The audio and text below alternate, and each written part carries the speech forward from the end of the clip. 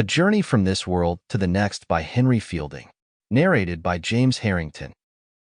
Introduction. Whether the ensuing pages were really the dream or vision of some very pious and holy person, or whether they were really written in the other world and sent back to this, which is the opinion of many, though I think too much inclining to superstition, or lastly, whether, as infinitely the greatest part imagine, they were really the production of some choice inhabitant of New Bethlehem, is not necessary nor easy to determine. It will be abundantly sufficient if I give the reader an account by what means they came into my possession. Mr. Robert Powney, stationer, who dwells opposite to Catherine Street in the Strand, a very honest man and of great gravity of countenance, who, among other excellent stationery commodities, is particularly eminent for his pens, which I am abundantly bound to acknowledge, as I owe to their peculiar goodness that my manuscripts have by any means been legible. This gentleman, I say, furnished me some time since with a bundle of those pens, wrapped up with great care and caution, in a very large sheet of paper full of characters, written as it seemed in a very bad hand.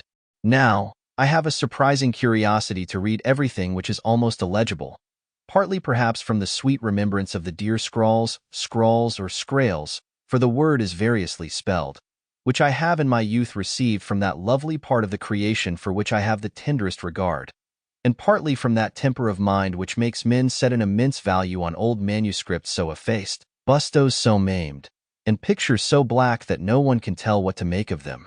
I therefore perused this sheet with wonderful application, and in about a day's time discovered that I could not understand it. I immediately repaired to Mr. Powney, and inquired very eagerly whether he had not more of the same manuscript. He produced about 100 pages, acquainting me that he had saved no more, but that the book was originally a huge folio, had been left in his garret by a gentleman who lodged there, and who had left him no other satisfaction for 9 months' lodging. He proceeded to inform me that the manuscript had been hawked about, as he phrased it, among all the booksellers, who refused to meddle.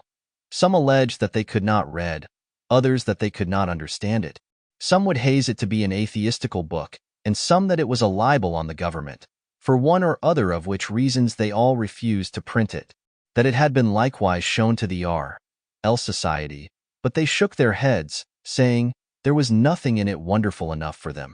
That, hearing the gentleman was gone to the West Indies, and believing it to be good for nothing else, he had used it as waste paper. He said I was welcome to what remained, and he was heartily sorry for what was missing, as I seemed to set some value on it.